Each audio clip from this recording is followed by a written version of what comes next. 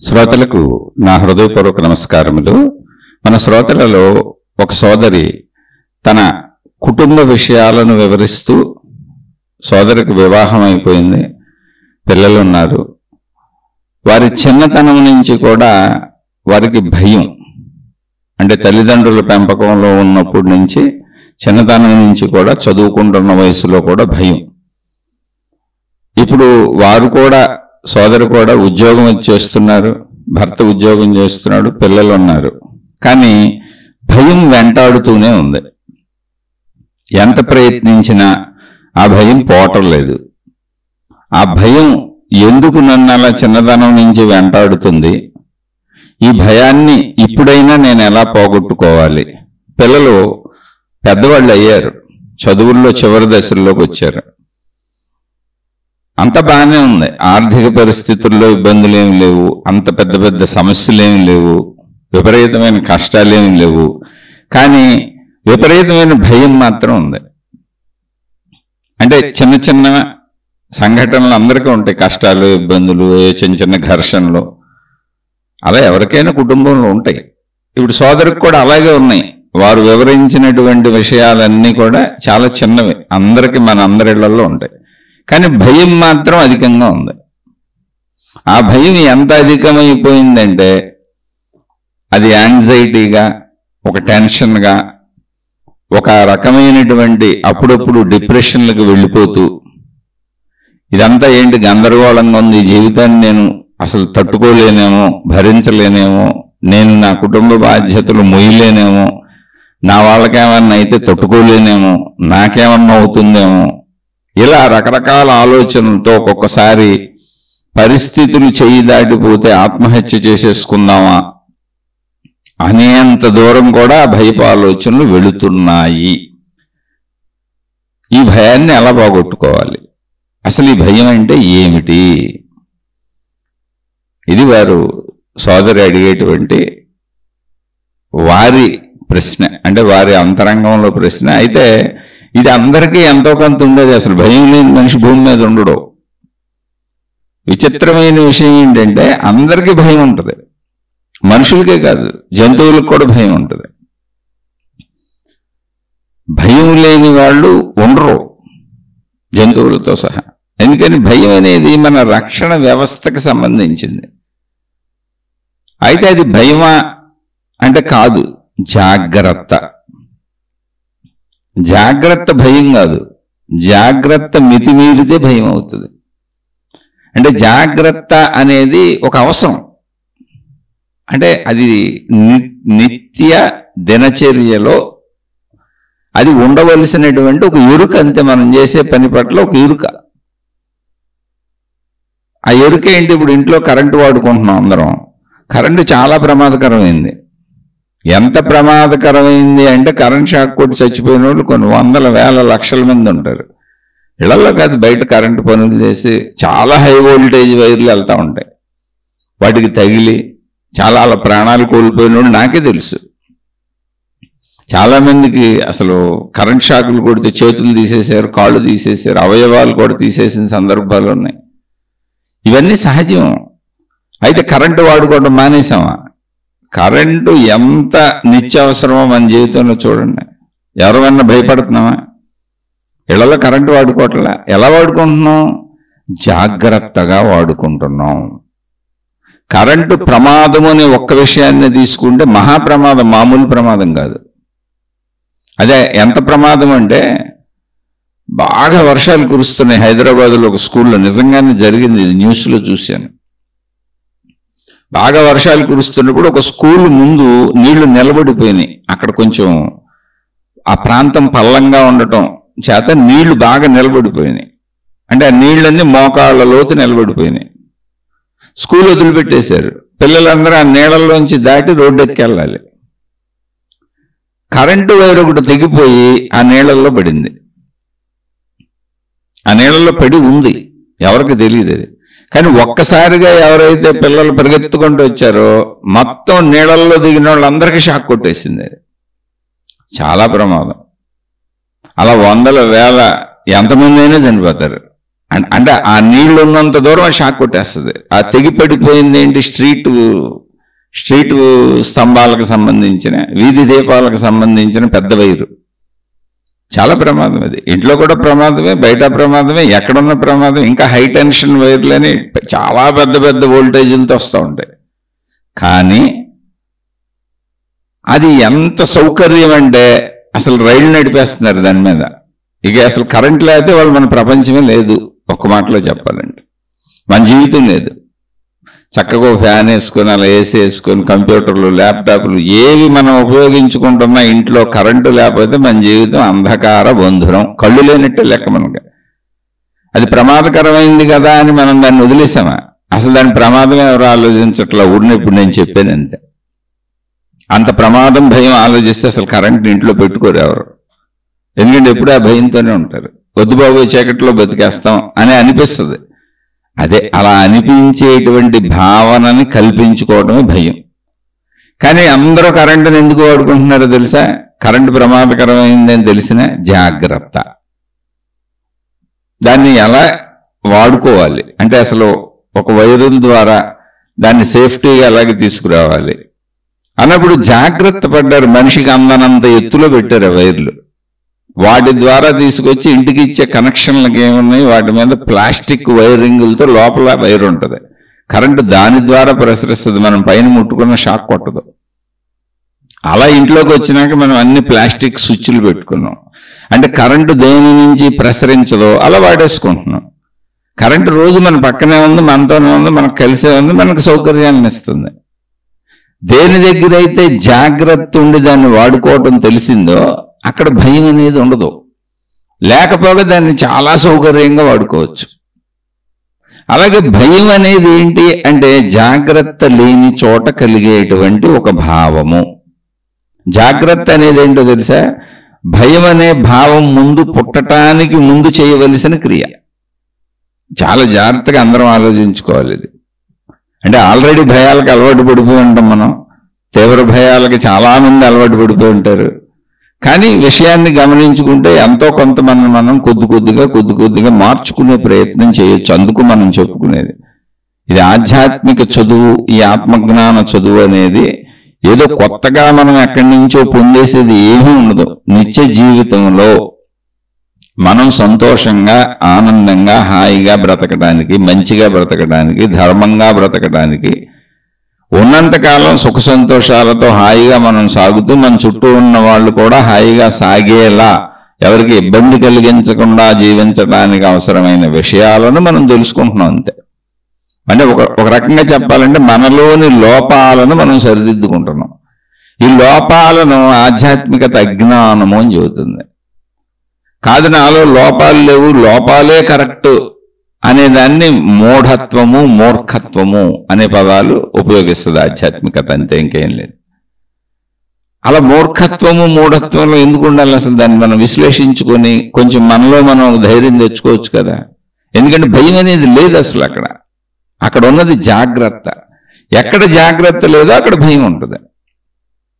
నాస్తి జాగ్రత్తో భయం అనేటువంటి విషయాన్ని కూడా ఆధ్యాత్మికత చెప్పింది. ఆధ్యాత్మికత అంటే మన పూర్వీకులైన పెద్దలు సన్మార్గాన్ని చూపిన వాళ్ళు, అంతే, ఇంకేం లేదు అందులో. వాళ్ళు మనుషులే చెప్పినాయి, మన పూర్వీకులు చెప్పారు. నాస్తి జాగ్రత్తో భయం అంటే జాగ్రత్త ఉన్న వాళ్ళకి అసలు భయం అనేదే ఉండదు అని. అలా మనం కరెంటును వాడుకుంటున్నది అంతా జాగ్రత్తతో. అంటే ఏ పరికరాలు ఉపయోగించి ఎలా వాడుకుంటే అంత ప్రమాదకరమైనటువంటి విద్యుత్తుని మన పక్కనే పెట్టుకొని, మన ఇంట్లోనే పెట్టుకొని, అక్కడే దాన్ని వాడుకుంటూ, మన చుట్టూ గోడల్లో కరెంటు తిరుగుతూ ఉంటే మన నెత్తిపైన మన చుట్టూ మొత్తం కరెంటుతో ఉపయోగించే వస్తువులే ఉంటే వాటి ద్వారా మనం ఫ్యాన్లు, ఏసీలు వాడుకుంటూ, వస్తువులు వాడుకుంటూ ఎంత సుఖ సంతోషాలతో బతకొచ్చు, అంటే ఎంత ధైర్యంగా బతకొచ్చు, ఎంత వాటిని వినియోగించుకొని బతకొచ్చు అనేది మన జాగ్రత్త మీద ఆధారపడి ఉంది. ఇప్పుడు ఈ సోదరి అడిగే ప్రశ్న ఏంటంటే ఎప్పుడు ఏదో అయిపోద్దని భయం ఆవిడికి. దీనికి కారణం ఏంటి అంటే అసలు కొంతమంది తల్లిదండ్రులు పెంచటంలోనే పిల్లల్ని భయంతో పెంచుతారు. అది ప్రాబ్లం. చిన్నతనం నుంచే అంటే వాళ్ళు భయపడుతూ ఉంటారు, వాళ్ళని అలా పెంచి ఉంటారు ఆ తల్లిదండ్రులు, లేదా వాళ్ళ కుటుంబ పరిస్థితులు అలా ఉండి ఉంటాయి. తప్పంటానికి లేదు, ఒకళ్ళ నుంచి ఒకళ్ళకి, ఒకళ్ళ నుంచి ఒకళ్ళకి వస్తుంది. ఇది మన స్వభావం, మన గుణం, మనకు ఏర్పడేటువంటి మన ప్రవర్తన, ఇవన్నీ కూడా ఈ భయాలు, ధైర్యాలు, ఆందోళనలు, ఆనందాలు, సుఖాలు, దుఃఖాలు, ఇవన్నీ కూడా నేర్చుకుంటాం అంతే. మనం పుట్టుకతో ఏ బిడ్డకి ఏమి ఉండవు, అక్కడి నుంచి నేర్చుకుంటూ వస్తారు. ఈ తల్లిదండ్రులు నిరంతరం కొంతమంది రేపు ఏమైపోద్దో ఎలాగో, ఇప్పుడు భర్త ఆఫీస్కి వెళ్ళి వస్తాడు, అసలు ఈ ఉద్యోగం ఉంటుందో పోద్దో అంటూ ఉంటాడు. ఎప్పుడు భార్య పిల్లల్ని భయపెడతా ఉంటాడు, ఏమవుద్దో రేపని. ఓకే, ఏమవుద్దో రేపనే జాగ్రత్త ఉండాలి, ఎప్పుడన్నా ఒకసారి మాట్లాడుకోవాలి, బాగానే ఉంది. రోజు దాన్ని చర్చించుకోవడం వల్ల ఏముంది, ఉద్యోగం పోయినాక ఆలోచిద్దాం, పోకముందు పోద్దేమో ఏంటి అంటే ఇది ఒక వైపరీత్య ధోరణి. ఇలా ఆలోచించకూడదు అని తెలియాలి అంటే తన పెంపకాన్ని చూసుకుంటూ రావాలి. తను ఎందుకు ఇలా తయారైపోయాడు, లేదా ఒక స్త్రీ అయితే తాను ఎందుకు ఇలా తయారైపోయారు, అది చిన్నప్పటి నుంచి పెంచింది మనకు అలా అలవాటు అయిపోయింది. అన్ని భయపెడతా ఉంటారు. నువ్వు చదవకపోతే, సరిగ్గా చదవకపోతే ఇంక నీ జీవితం వేస్ట్, వృధా అయిపోద్ది, నీకు మంచి ఉద్యోగం రాకపోతే, నీకు మంచి మార్కులు రాస్తే మంచి ఉద్యోగం రాదు, మంచి ఉద్యోగం రాస్తే మంచి సంపాదన ఉండదు, మంచి సంపాదన రాకపోతే మంచి జీవిత భాగస్వామి రాదు, మంచి జీవిత భాగస్వామి రాకపోతే మంచి పిల్లలు పుట్టరు. ఇలా మొత్తం ఇప్పటికే మనిషిని చచ్చే వరకు భయపెడతానే ఉంటారు. ఈ సౌకర్యాలు ఇవన్నీ లేకపోతే ఎలా బతుకుతావు అసలు నువ్వు అంటే ఒక చిన్నతనంలో అసలు ఇవేమి అర్థం కావు, పిల్లలకి ఏమి అర్థం కావు. అసలు ఎందుకు చదువుకోవాలో స్కూల్కి వెళ్తే ఎవరికి అర్థం కాదు చిన్నతనంలో. అది పెద్దవాళ్ళకి అర్థమవుతుంది. చదువు అనేది వృత్తి వ్యాపార ఉద్యోగాలకు పనికొచ్చేది కనుక చదువుకోవటం వలన కొంత వృత్తి వ్యాపార ఉద్యోగాల్లో రాణిస్తారు కనుక, దానివల్ల ధనం వస్తుంది కనుక, దానివల్ల కొంత భౌతికపరమైన జ్ఞానం వస్తుంది కనుక బ్రతకడానికి అవసరమైన ధనాన్ని సంపాదించుకోవచ్చు, జీవించడానికి అవసరమైన జ్ఞానం ద్వారా చక్కగా జీవించవచ్చు అనే విషయం పెద్దయినాక తెలుస్తుంది. చిన్నప్పుడు తెలియదు. వాళ్ళని ఎంత కన్ఫ్యూజ్ చేసి, వాళ్ళని ఎంత కంగారు పెట్టి, వాళ్ళని ఎంత భయపెట్టి మనం ఎన్ని రకాలు చేసినా, మనం ఎంత భయపెడుతుంటే వాళ్ళకంత మనం శత్రువులు అవుతూ ఉంటాం, వాళ్ళంత భయాన్ని పెంచుకుంటూ ఉంటారు, వాళ్ళకి మనకంత ఘర్షణలు వస్తుంటాయి. ఎందుకంటే భయం వాళ్ళకి కూడా భయమేగా. ఏదో తెలియని ఆదుర్ద పెట్టేస్తున్నాడు మా నాన్న, మా అమ్మ ఏదో తెలియని ఆదుర్ద పెట్టేస్తుందని పిల్లలు చాలామంది, మార్కులు తక్కువ వస్తే సూసైడ్ చేసుకునే పిల్లలు చాలామంది ఉన్నారు. వాళ్ళ నాన్న అమ్మ బలవంత పెట్టి నువ్వు డాక్టర్ అయిపో, ఇంజనీర్ అయిపో అని చిన్నప్పటి నుంచి వాళ్ళని రుద్దేసి వాళ్ళ దగ్గర ఆ కెపాసిటీ ఉందా లేదా ఇవన్నీ తెలుసుకోక పిల్లలకి గమ్యాలు తల్లిదండ్రులే నిర్ధారించేసి పిల్లల్ని వాళ్ళ స్వేచ్ఛాపూర్వకమైన గమ్యాలు నిర్ధారించుకోనివ్వకుండా, ఒకవేళ నిర్ధారించుకున్నాక ఓడిపోయినా నో ప్రాబ్లం, ఏముంది అందులో. మనం నిర్ధారించుకున్న గమ్యాలన్నీ చేరిపోతాం అనేది ఏమి ఉండదు జీవితంలో. అంటే అది ఒక సహజత్వంగా తీసుకోవాలి. ఎప్పుడు పొందటమే అనేది ఒక అలవాటుగా తలకు అలవాటు చేసేసుకున్నాం. కాదు, పొందలేకపోయినా కూడా జీవించాలి. పొందలేకపోవచ్చు, పోగొట్టుకోవచ్చు, నష్టపోవచ్చు, కష్టపడవచ్చు, ఇబ్బంది పడవచ్చు, అన్ని మనం అనుకున్నట్టు ఎందుకు జరుగుతాయి. ఎంతో మంది పిల్లలు ఇప్పుడు నాకు తెలిసిన వాళ్ళు కేవలం ఊరుకునే జస్ట్ మా వాళ్ళని డాక్టర్లు చేసేస్తామన్నారు. కనీసం నాకు 10-15 మంది తెలుసు. వాళ్ళు పాపం డాక్టర్లు అయిపోదామన్న ఉద్దేశంతో ఇంటర్మీడియట్లో డాక్టర్లకు సంబంధించిన బైపీసీ గ్రూపులు తీసుకొని, తర్వాత అసలు అది ఇష్టం లేక, చదవలేక, అది ఎలా చదవాలో కూడా తెలియక ఈ గ్రూపులు ఇవి ఉంటాయని వాళ్ళకి అర్థం కాకుండా డాక్టర్ అంటే అది స్టెథోస్కోప్ మెడలో వేసుకు తిరగచ్చు అనుకున్నారు అంతే. అది ఎంతో ఇంట్రెస్ట్ ఉన్న వాళ్ళు వెళ్తారు అటు. చాలా కష్టం ఉంటుంది అది చదవటంలో.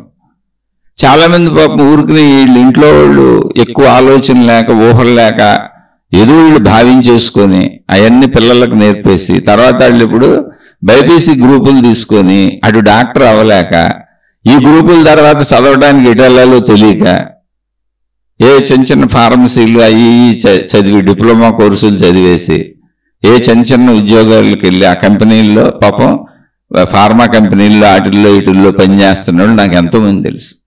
మళ్ళీ దీనికి కంపెనీల దాకా వెళ్ళారు ఓకే, కానీ దీనికి వాళ్ళు పాపం ఆ ఎగ్జామ్స్ రాయలేక, డాక్టర్ సెలక్షన్కి అవసరమైన నీట్ ఎగ్జామ్స్ అయ్యాయి రాయలేక, చదవలేక మళ్ళీ ట్రై చేద్దాం అని 2-3 సంవత్సరాలు ఇళ్లలో కూర్చొని అసలు ఏం చదవాలో తెలియక అయోమయం అయిపోయి డిప్రెషన్లకు వెళ్ళిపోయి ఇదంతా తల్లిదండ్రులు పెట్టుకోవాలి. ఎందుకని తెలియదు చిన్నపిల్లలకి. అటు జీవితకాలం వృధా అయిపోతుంది, వీళ్ళు అనుకున్న ఊహలకి వాళ్ళు రీచ్ అవ్వలేకపోతున్నారు. ఇలా అన్ని భయాలు మొదలైపోతాయి చిన్నతనం నుంచే.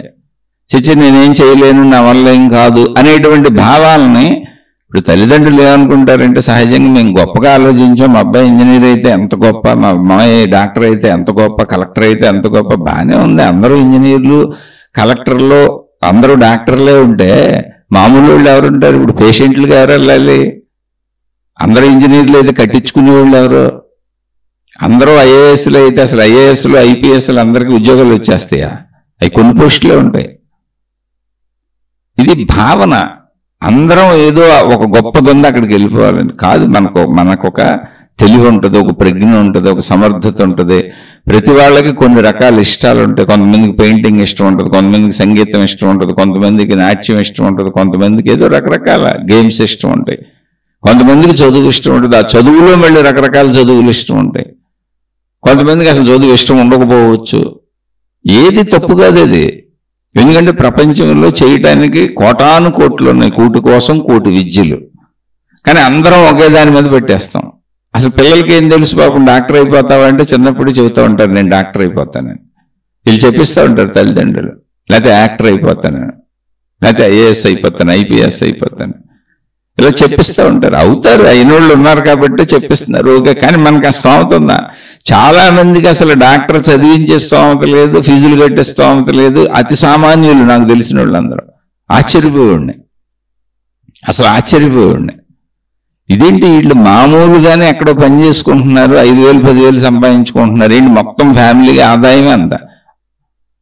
వాళ్ళు ఎవరిని అడిగినా ఏంటంటే ఆ పిల్లల్ని ఏంటంటే డాక్టర్ అవుతానంటున్నారు. వాళ్ళు కూడా అది చెబుతున్నారు, మా అమ్మాయిని డాక్టర్ని చేస్తాం, మా అబ్బాయిని డాక్టర్ని చేస్తాం. ఓకే, వాళ్ళు అవ్వకూడదని కాదు, ఏమంటే తక్కువ వాళ్ళు అవ్వకూడదని కాదు, అందరూ అవ్వాలి. కానీ అవ్వలేము. దానికి తెలివి కావాలి, చదవాలి, ప్రజ్ఞ కావాలి. ఒక డబ్బు ఒకటే సరిపోదు, కష్టపడాలి. కొంతమంది అంత కష్టపడలేరు, వాళ్ళ మేధా సామర్థ్యం సరిపోదు, శారీరక సామర్థ్యం సరిపోదు. ఇవన్నీ గ్రహించక మనం పెట్టినటువంటి ఒత్తిళ్ళు ఏమవుతాయంటే చిన్నతనం నుంచే వాళ్ళల్లో ఒక రకమైన భయాలను తయారు చేస్తాయి. ఏంటి భయం? ఓడిపోతాను, ఇప్పుడు అనుకున్నంత మార్కులు రాలేదు, ఎప్పుడూ నీకు తక్కువ మార్కులు వస్తాయి, చూడ ఫస్ట్ మార్కులు వచ్చిన వాళ్ళతో పోటీపడు, వాళ్ళని చూసి నేర్చుకోవాలని పోలికలు.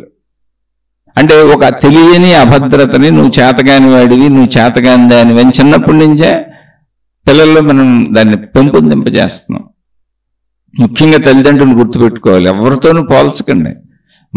అంటే తల్లిదండ్రులు ఎప్పుడు బిడ్డలను ఒకటే గుర్తుపెట్టుకోండి, మీ తెలివితేటలు ఏంటో అవే మీ పిల్లలకు వస్తాయి, మీ శారీరక మానసిక ఆరోగ్య అనారోగ్యాలు ఏంటో అవే మీ పిల్లలకు వస్తాయి.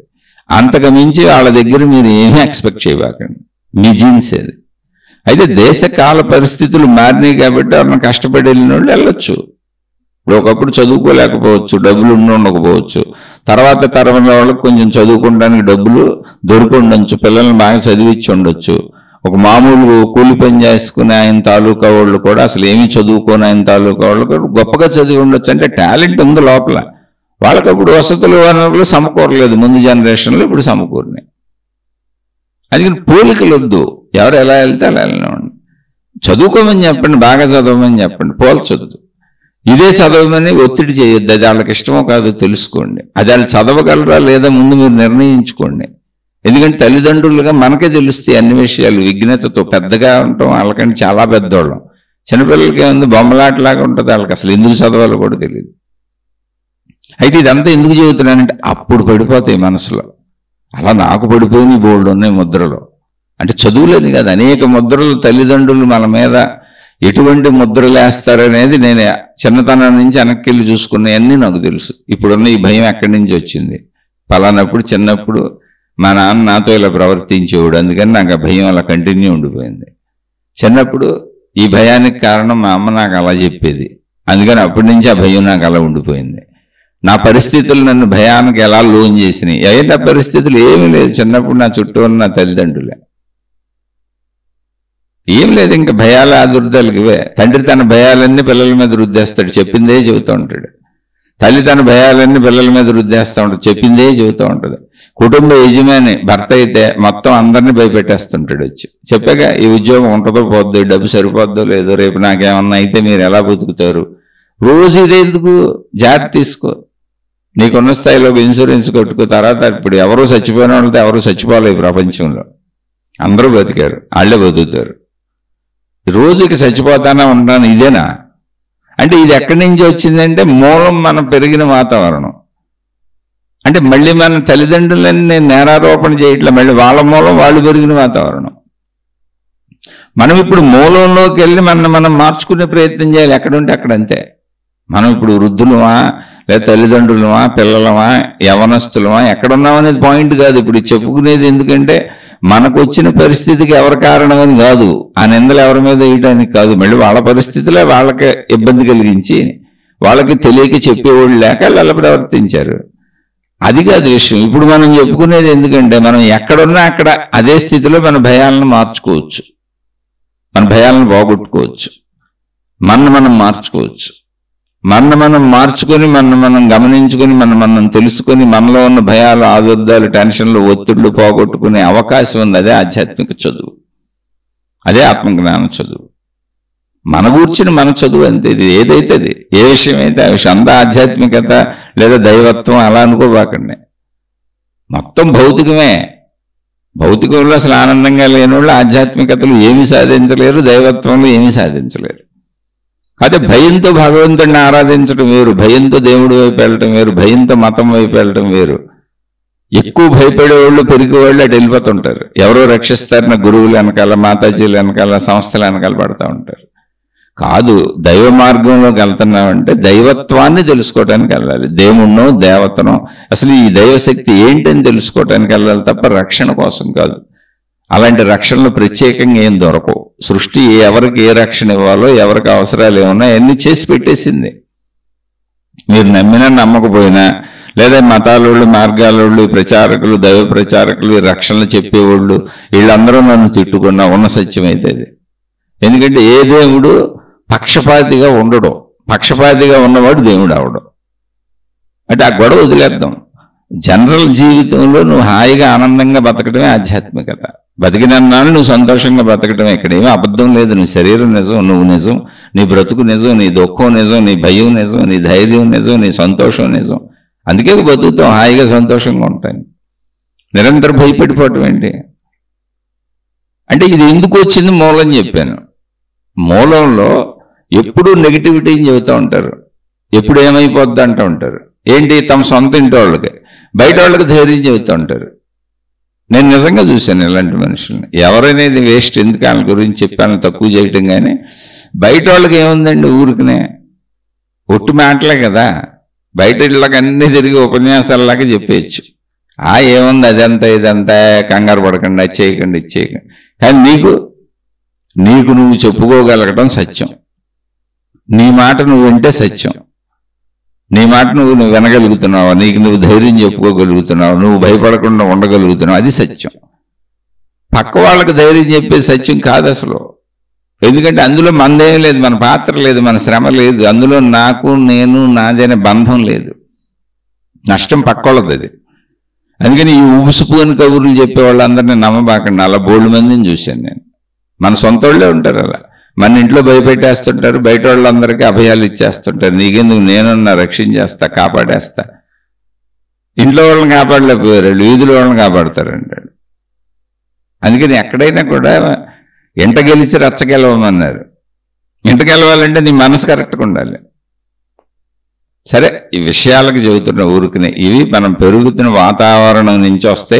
ఇప్పుడు ఈ ప్రశ్న అడిగిన సోదరైనా నాకు చిన్ననాటి నుంచి భయాలు ఉన్నాయంటే మీరు వెనక్కి వెళ్ళి చూసుకుంటే మీకు అర్థమైపోద్ది. అంటే మీకు భద్రతను కలిగించే అంత స్థితిలో మీ తల్లిదండ్రులు ఉండకపోవచ్చు, వాళ్ళ లోపం కాకపోవచ్చు, వాళ్ళకున్న పరిస్థితులు అవి. ఆ పరిస్థితుల్లో వాళ్ళు కొంచెం భయపెట్టక తప్పి ఉండదు. ఆ పరిస్థితులు మనకు భయాన్ని కలిగించి ఉండొచ్చు. సరిపోయినంత డబ్బు ఉండకపోవటము, లేదా తల్లిదండ్రులకు ఉన్న అనారోగ్యాలు, వాళ్ళ మానసిక స్థితులు, వాళ్ళకున్న ఆర్థిక ఇబ్బందులు, సామాజిక ఇబ్బందులు, సామాజిక సమస్యలు, వీటన్నింటి మధ్యలో పిల్లల్ని పెంచేటప్పుడు కొంచెం వాళ్ళు పిల్లల్ని భయపెడుతూ పెంచి ఉండొచ్చు. జాగ్రత్తగా ఉండండి, బాగా చదువుకోండి, జాగ్రత్త, రోడ్డు మీదకి వెళ్తే జాగ్రత్త. కొంతమంది తల్లిదండ్రులు పిల్లలు రోడ్డు మీదకి వెళ్ళి వాళ్ళు తిరిగి వచ్చేవరకు అలా కూర్చొనే ఉంటారు. కొంతమందిలో తల్లిదండ్రులు అన్న నాకు కూడా ఉంది ఆ జబ్బు. మా పిల్లలు ఎవరైనా రోడ్డు మీదకి వెళ్ళి ఏదో కొంత టైం పర్వాలేదు, నాకేం ఇబ్బంది ఉండదు, మరీ లేట్ అవర్స్ అయిపోతాయి వాళ్ళు రాకపోతే లోపల కొంచెం కంగారు పడతాను. ఏదైనా కొంతవరకు కంగారు పడను, మినిమం టైంలో ఉంటాయి. అప్పటి వరకు అసలు ఏం కంగారు పడను. ఎక్కడికి వెళ్తున్నారని కూడా అడగను. కమ్యూనికేట్ చేయకుండా ఎప్పుడైనా బాగా లేట్ అయితే ఖచ్చితంగా కంగారు పడతాను. అయితే అది నేను తగ్గించుకోవాలనుకున్నాను. అది ముందు మామూలు ప్రచ్ఛన్న విషయానికి కంగారు పడేవాడిని, తర్వాత తగ్గించుకున్నాను నాకు నేను. ఇప్పుడు కూడా తగ్గించుకున్నావు, కంగారు పట్టలేదంటే పడతాను, కానీ మామూలు టైంలో అసలు కంగారు పడను. లేట్ అవర్స్, ఏదో నైట్ లేట్ అయిపోయినాయి ఇంకా రాలేదు ఏంటని, అది కూడా నాకు విషయం తెలియకపోతే, వాళ్ళు ఎక్కడ ఉన్నారు ఏంటని కమ్యూనికేట్ అవ్వకపోతే, ఫోన్కి దొరకకపోతే అప్పుడు కంగారు పడతాను. అది అప్పుడు కంగారు పడాలి అసలు పిల్లలు ఏమయ్యారు అనేది. అది కూడా భయం కిందే వస్తుంది. అసలు మొత్తం వదిలేసి ఎవరు కూర్చుంటారు, ఎవరు కూర్చోలేరు. కానీ అది భయం కాదు, జాగ్రత్త. జాగ్రత్త ఉన్నవాడికి భయం ఉండదు. భయం అనేది జాగ్రత్త లేని తనము యొక్క ఫలితము. జాగ్రత్త అనేది క్రియ, భయం అనేది ఫలితం. జాగ్రత్త అనే క్రియను సరిగ్గా చేస్తే భయం అనే ఫలితం రాదు, ధైర్యం అనే ఫలితం వస్తుంది, హ్యాపీగా వెళ్ళిపోద్ది. జాగ్రత్త అనే క్రియను సరిగ్గా చేయకపోతే భయం అనే ఫలితం వస్తుంది. దానికి ఉదాహరణ కరెంట్ అని చెప్పాను. మన చుట్టూ ఉందంతా కరెంటే. మనం రాత్రి నిద్రపోతే కూడా మొత్తం మన గోడల నిండా, ఇంటి నిండా ఉందంతా కరెంట్ అలా ప్రవహిస్తూనే ఉంది. మనం వాడుకునే వస్తువులన్నీ అయ్యాయి. కానీ సౌకర్యవంతంగా, సుఖంగా, ఆనందంగా, సంతోషంగా బతకడానికి వాడుకుంటున్నాం. చక్కగా టీవీలు పెట్టుకొని, ఫ్యాన్లు వేసుకొని, ఏసీలు వేసుకొని, మిక్సీలు వాడుకొని, గ్రైండర్లు వాడుకొని, వాషింగ్ మెషిన్లు వాడుకొని, ఆఖరికి అప్పుడు ఇల్లు క్లీన్ చేసి వచ్చేసినాయి, రకరకాలుగా అంట్లతోనే వచ్చేసినాయి, అన్నీ వచ్చేసినాయి కరెంటు మీద. ఎంత సౌకర్యవంతమైన జీవితం ఉందో చూడండి. మొత్తం కరెంటు మీదే బతుకుతున్నాం. కానీ అది ఎంత ప్రమాదకరమైందంటే మాడి మెస్ అయిపోతాం. మరి అలానే మనం ఇంట్లో ఏం భయపడతలేదే, ఎందుకని జాగ్రత్తలు తీసుకున్నాం. జీవితంలో కూడా అంతే. ముందు అసలు మీరు చెప్పుకోండి, నేను భయపడకూడదు. ఫస్ట్ పాయింట్ ఏంటో తెలుసా? భయపడకూడదు. ఎవరికాళ్ళు ముందు అసలు విషయాలన్నీ వదిలిపారండి, పక్కన పెట్టి నేను భయపడకూడదు అని ఒక మంత్ర జపం. ఇప్పుడు చాలా మంది దైవనామ జపాలు చేసుకుంటుంటారు, లేదా నామ సంకీర్తనలు చేస్తూ ఉంటారు, లేదా భక్తి పాటలు పాడుకుంటూ ఉంటారు. అన్ని చేసుకోండి, అవేం వద్దంట. అవి ఎలా అయితే మీకు ఊరటగా ఉందో, ఈ దేవుడు రక్షిస్తాడు, ఈ గురువు రక్షిస్తాడు, ఈ మాతాజీ రక్షిస్తుంది, ఇలా ఈ దేవత రక్షిస్తుంది అని ఒక ఊరట పెట్టుకున్నారే, అలా మీకు మీరు నేను భయపడకూడదు అని చెప్పుకోలేరు. ఎందుకో తెలుసా? బలహీనమైన వాళ్ళు, నాకు బలం లేదు కనుక నన్ను నేను ఎలా రక్షించుకోగలను, నేను భయపడకుండా ఎలా ఉండగలను, నేను భయపడతానని మనమే చెప్పుకుంటుంటాం. వచ్చిన ప్రాబ్లం అది. ఇప్పుడు దేవుడు ఎవరో శక్తివంతుడు కనుక ఆ దేవుణ్ణి ప్రచారం చేస్తున్న ఈ గురువు, మాతాజీలు ఎవరో శక్తివంతులు కనుక, ఈ మతాలు, మత పెద్దలు అందరూ కూడా మానవాతీత శక్తులు కలిగిన వాళ్ళు కనుక, వాళ్ళు ఎవరో నన్ను రక్షించి దారి చూపించేస్తారు అనేటువంటి ఒక చిన్న నమ్మకం. అది నిజము కాదు, అసలు నిజమే కాదు. అలానే నేను వాళ్ళని కించపరచట్లా. ఆ నమ్మకం అనే భావాన్ని నీళ్ళు ఏర్పరుచుకున్నావు అంటే నిన్ను నువ్వు నమ్మవు, డబ్బును నమ్ముతావు, బయట మతాలను నమ్ముతావు, దేవుళ్ళని నమ్ముతావు, గురువులను నమ్ముతావు, మాతాజీలను నమ్ముతావు, తాయెత్తులు నమ్ముతావు, తాళ్ళు నమ్ముతావు, రంగురాళ్ళు నమ్ముతావు, ఉంగరాలు నమ్ముతావు, జాతకాలు నమ్ముతావు, జ్యోతిష్యాలు నమ్ముతావు, వాస్తులు నమ్ముతావు, న్యూమరాలజీలు నమ్ముతావు. ఇలా నువ్వు నమ్మే ఎన్నున్నాయో అక్కడ అమ్మే అన్నీ అంతకంటే ఎక్కువ వచ్చేసినాయి. అమ్మే అన్నీ నువ్వు నమ్మే వాటి మీద ఆధారపడి ఉన్నాయి. నువ్వు నమ్మటానికి పెట్టుకున్నావు, అందుకని వాళ్ళు అమ్మటానికి పెట్టుకున్నారు. కానీ ఏది నిజం కాదు. నిన్ను నువ్వు నమ్మితే చాలు. నిన్ను ఎందుకు నమ్మలేవు చెప్పు? అంటే నువ్వు ఏర్పరుచుకున్న భావాలను నీ అంతరంగంలో పరిశీలించుకొని నువ్వు మార్చుకోలేకపోతున్నావు. అది ప్రాబ్లం. అయ్యరే, భావాలు ఏర్పడినాయి అని పరిశీలించుకోసారి. నేను భయపడకూడదు మొట్టమొదటి పాయింట్. పోలే ఎన్నిసార్లు అనుకున్నా భయపడతా ఉంటాం, కానీ మళ్ళీ మంత్రజపంలో చేసుకో. భయపడకూడదు ఒక మంత్రజపం అంతే, లోపల చేసుకో, బయట కనపడక్కర్లా. ఎందుకు భయపడుతున్నానో పరిశీలన. మంత్రజపం ఏంటి? భయపడకూడదు అంటే మంత్రజపము అనే దానికి భయపడకూడదు అనే పదం ఏంటండి? మంత్రజపాలు ఏమన్నా దైవనామాలు లేకపోతే మంత్రాలు ఇస్తారా? అవి కదా చేసుకోవాలి దీక్షగా అని మీకు అనుమానం రావచ్చు. మహాత్ములు అన్ని రకాలు చెప్పారు ఇక్కడ, అన్ని రకాలుగా అని చెప్పారు. అవన్నీ వాటిని నేను ఖండించట్లా, కానీ మామూలుగా మహాత్ములు అద్భుతంగా చెప్పారు జ్ఞానంలో. మహాత్ములు అంటే ఎవరో మళ్ళీ చెబుతున్నా, ఎవరో గొప్పలు కాదు, మన ముందు తరాల మనుషులు, సత్యాన్ని తెలుసుకున్నవాళ్ళు. మనసు ఎలా పనిచేస్తుంది, శరీరం ఎలా పనిచేస్తుంది, ఈ సత్యాన్ని తెలుసుకున్నవాళ్ళు. వాళ్ళు ఏం చెప్పారు తెలుసా? మంత్రము ఫలాంది గొప్పదని చెప్పలా, అసలు మంత్రం అంటే అర్థం ఏంటో చెప్పారు. మంత్రమని దేన్ని పిలుస్తారు అని చెప్పారు. మననాత్ త్రాయతే ఇది మంత్ర. ఇదంతా చదువుతున్నాను, నాకేదో సంస్కృతం వచ్చు, నేను సంస్కృతంలో పెద్ద దిట్ట అనుకోబాకండి, అసలు ఒక పదం కూడా రాదు నాకు. అయితే ఇవన్నీ ఆధ్యాత్మికతలో చదువుకుంటున్నప్పుడు, గ్రంథాలు చదువుతున్నప్పుడు, ఉపన్యాసాలు వింటున్నప్పుడు సహజంగా వచ్చే పదాలే. అవి సహజంగా వస్తే వాటికి అర్థాలు తెలుగులో చెప్తారు, రాస్తారు. అలా చదువుతున్నా అంతే. నాకు అసలు ఎటువంటి సంస్కృతం రాదు. మననాత్ త్రాయతే ఇది మంత్ర.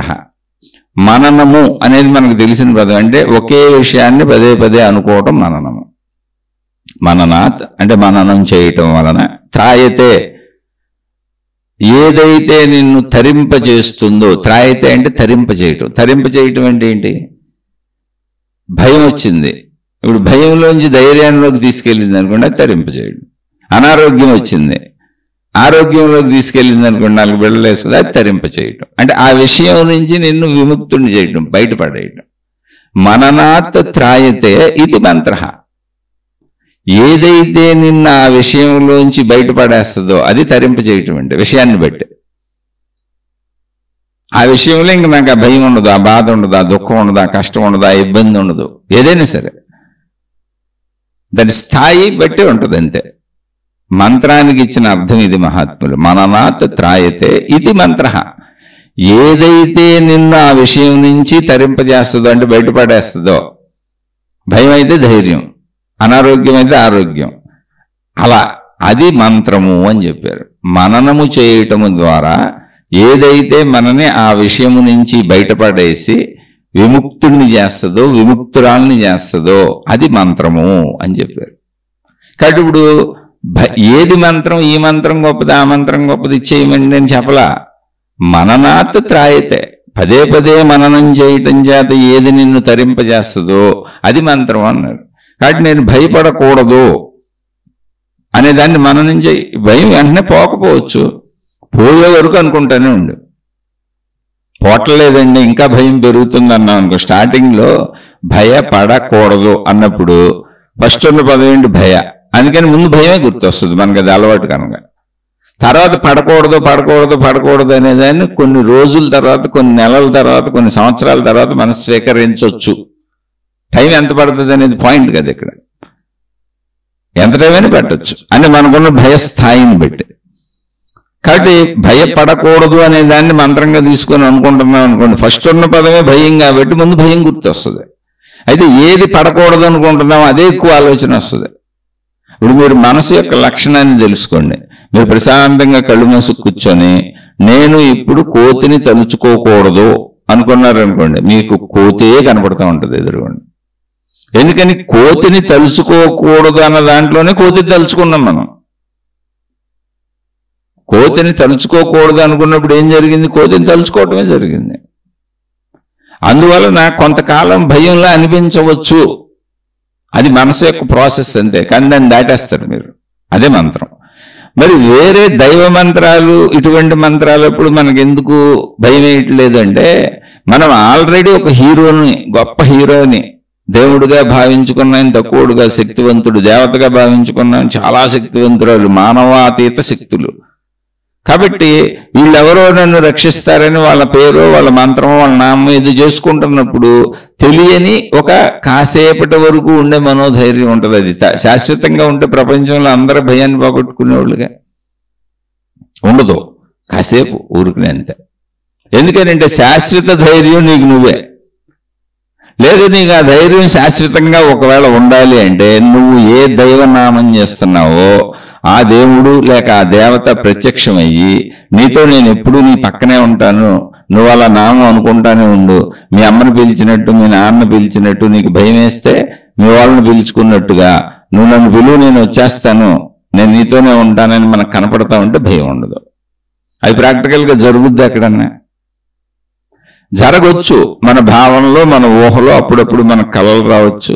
ఇంకా గాఢభావం అయిపోయినప్పుడు మెలకువలోనే మనం ఎవరు మన ఎదురుగా వచ్చినా ఏదో మనకు కొంచెం ధైర్యం చెప్పినప్పుడు నా దేవుడే, నా దేవతే ఆ రూపంలో వచ్చారని మనం అనుకోవచ్చు. ఇలాంటివి చాలా జరుగుతూ ఉంటాయి. మహిమలో మాయలు అద్భుతాలుగా భక్తిలో ప్రకటిస్తూ ఉంటారు. కానీ ప్రాక్టికల్గా అది రోజువారీ ఒక మనిషి మనతో ఉన్నట్టు కుదురుతుందా? ఇప్పుడు చూడండి, ఎమ్మెల్యేలకి, ఎంపీలకి, అనేక మందికి, మినిస్టర్స్కి, బాగా డబ్బున్న వాళ్ళకి సెక్యూరిటీ ఇస్తారు, గన్మెన్లను పెడతా ఉంటారు. ఎందుకు? రక్షణ. గన్మెన్లను చుట్టూ ఉన్నప్పుడు భయం ఎందుకు ఉంటుంది మనకి? ఆడెవడో మనం కాల్చే లోపల వీళ్ళు ఆయన్ని కాల్చేస్తారు. గన్మెన్లను పెట్టుకుంది ఎందుకు? భయం ఉంది కనుక, భయం నుంచి రక్షణ కోసం.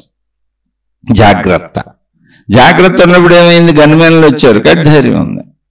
అలా నువ్వు ఏ దేవుడో, ఏ దేవతో, ఏ గురువో, ఏ మాతాజీనో పెట్టుకున్నప్పుడు అది తాత్కాలికంగా భావన చేత నీకు అలా అనిపించవచ్చు తప్ప శాశ్వతంగా వాళ్ళు ఉండరు నీ పక్కన గన్మెన్ లాగా. నీకు ఎక్కడ వాళ్ళు కనపడరు. అందుకని నీకు అది ధైర్యాన్ని పూర్తిగా ఇవ్వదు. కానీ నువ్వు మార్చుకుంటే నీ మనసే నీ ధైర్యం. అంటే ఇప్పుడు నేను చెప్పింది మళ్ళీ దేవుళ్ళు, దేవతలు, విధానాల్లో వెళ్ళే వాళ్ళకి నచ్చకపోవచ్చు.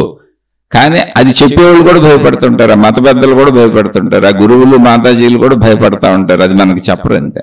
వాళ్ళ యాక్షన్స్ గమనిస్తే తెలుస్తుంది. వాళ్ళ యాక్షన్స్ అంటే వాళ్ళు ఎలా యాక్ట్ చేస్తున్నారు అనే దాన్ని గమనిస్తే మీకు తెలుస్తుంది. అందరూ భయపడతారు. ఈ మధ్యకాలంలో ఒక పెద్ద గురువు, అనేక దేశాలలో ఆయన శిష్య సమూహాలు ఉన్నాయి. మామూలు కాదు అసలు ఆయన. ఇప్పుడు ప్రపంచంలోనే నెంబర్ 1 అని చెప్పచ్చు. అంత స్థాయిలో ఉన్న గురువు ఆయన. ఆయనకి బ్రెయిన్లో నరాలు చిట్లి రక్తం బయటకు వచ్చి కారిపోతుంది బ్రెయిన్ లోపల. ఆపరేట్ చేశారు, 2-3 సార్లు సర్జరీలు జరిగినాయి. అయితే ఆయన అసలు ఏమీ లేని మనకే కనపడేటప్పుడు కానీ హాస్పిటల్లో ఉన్నప్పుడు కూడా ఆయన వీడియోలు బయటకు వచ్చినాయి. తనకేమీ లేదన్నట్టు మాట్లాడతారు ఆయన. అంటే నేను ఆయన కించపరచట్లా. అంటే తను ఏదో బాధ లేని స్థితిలో ఉన్నట్టు, భయం లేని స్థితిలో ఉన్నట్టు, ఒక అద్భుతమైన స్థితిలో ఉన్నట్టు మాట్లాడుతూ ఉంటారు. కానీ ఆయన ఆ సర్జరీలు అయిపోయిన తర్వాత ఆయన ప్రోగ్రాంలు నిర్వహిస్తున్నప్పుడు కొన్ని ప్రోగ్రాంలు చూశాను నేను. నన్ను భగవంతుడు బతికించాడని కళ్ళమ్మడి నీళ్లు పెట్టుకొని బోరుని స్టేజ్ మీద ఏడ్చేస్తున్నాడు ఆయన. అది ఎక్కడి నుంచి వచ్చింది? భయంలోంచి వచ్చింది. భయంలోంచి వచ్చింది. కానీ ఒక రమణ మహర్షి తాను శరీరం వదిలేసి వెళ్ళిపోతున్నా కూడా తన భుజం మీద వచ్చిన క్యాన్సర్ పుండుని 3 సార్లు కత్తులతో కోసి ఆపరేషన్ చేసినా కూడా దేవుడా రక్షించని అడగలేదు. అసలు నన్ను ఏ దేవుడు రక్షిస్తున్నాడని చెప్పలేదు. నేను అనంత ఆత్మస్వరూపుడను, ఈ శరీరము ధరించి ఉందంతే, దానికి ఏమైనా నాకేం పర్వాలేదు, అది నేను తొడుక్కున్న చొక్కా లాంటిది అని కంట నీరు చుక్క కూడా కార్చలేదు ఆయన.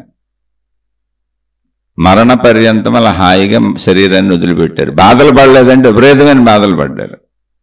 నిజమైనటువంటి ధైర్యం అది. జ్ఞానము తెలిసిన వాడికి, జ్ఞానికి ధైర్యం ఉంటుంది. జ్ఞానిలా నటిస్తే ధైర్యం ఉండదు. ఇది నాకు పునర్జన్మ, భగవంతుడు నాకు మళ్ళీ జన్మ ఇచ్చాడు, ఆయనే కాపాడాడు, ఆయనే చేశాడని కళ్ళమ్మడి నీళ్లు పెట్టుకొని బోరు నేడ్చాడు ఆయన స్టేజ్ మీద. అది భయంలోంచి వచ్చింది. ఆ మిగిలిన వాళ్ళందరూ ఏమనుకుంటున్నారు తెలుసా? ఆ దేవుడి మీద భక్తి అనుకుంటున్నారు అందరూ. ఖచ్చితంగా శిష్యులందరూ అలాగే అనుకుంటారు. ఇప్పుడు ఆయన దానికి సంబంధించిన న్యూరో సర్జన్స్ని తన చుట్టూ బ్యాచ్లు కింద పెట్టుకుని వైద్యం చేయించుకుంటున్నాడు ఆయన. మళ్ళీ ప్రోగ్రాంలు నిర్వహిస్తాడు. ఆ వైద్యమే మనకు తెలియదు అంతే. ప్రోగ్రాంలు పబ్లిసిటీలో వస్తూ ఉంటాయి. అనేక మంది ఆయన దగ్గరికి వెళ్ళిపోయారు. నేను ఆయన తక్కువ చేయట్లా. భయం ఉంటుంది అంటున్నా. భయం ఎవరికైనా ఉంటుంది. కానీ భయం ఎప్పుడు పోద్దని చెప్పారు. రమణ మహర్షికి భయం లేదని చెప్పారు. రామకృష్ణ పరమహంసకి చావు భయం లేదు, రమణ మహర్షికి చావు భయం లేదు, వివేకానందుడికి చావు భయం లేదు. వదిలేశారు వాళ్ళన్నీ. అది ఎలా అంటే జ్ఞానము చేత. అంత స్థితికి నువ్వు వెళ్ళవు, అది వేరే విషయం. భయాన్ని పోగొట్టుకోవచ్చు, అది నేను చెప్పదలిచింది. కానీ భయం ఎంతటోళ్ళకైనా ఉంటుంది, మీరు నమ్మబాకండి. దానికి వాళ్ళు వేరే విషయాలు చెబుతూ ఉంటారు. మనకు చుట్టూ డాక్టర్లను పెట్టుకొని, చుట్టూ సౌకర్యవంతమైన మనుషుల్ని పెట్టుకొని అన్నీ చేయించుకుంటూ, అందరితో సేవలు చేయించుకుంటూ, ధైర్యానికి చుట్టూ జనాలను పడుకోబెట్టుకొని, చుట్టూ వీళ్ళెళ్ళి జనాల్లో పడుకొని నాకు ఏ భయం లేదని చెబుతూ ఉంటారు కదా. వాళ్ళు ఒంటి నిండా భయమే. అంటే ప్రాబ్లం ఇది ఎందుకు చెబుతున్నానంటే, ఎవరో భయస్థులని చెప్పడానికి కాదు, వాళ్ళకి లేదు మనకుందని మనం వాళ్ళని చూసి ఇదేంటి నా భయం పోటర్లేదు ఏంటని మీరు అనుకుంటున్నారు. అంత తొందరగా పోయేది కాదు, వాళ్ళు నటిస్తున్నారని చెబుతున్నారు. అది పోతుంది నిజంగా మీరు జ్ఞానాన్ని పెంపొందించుకొని తెలుసుకుంటే.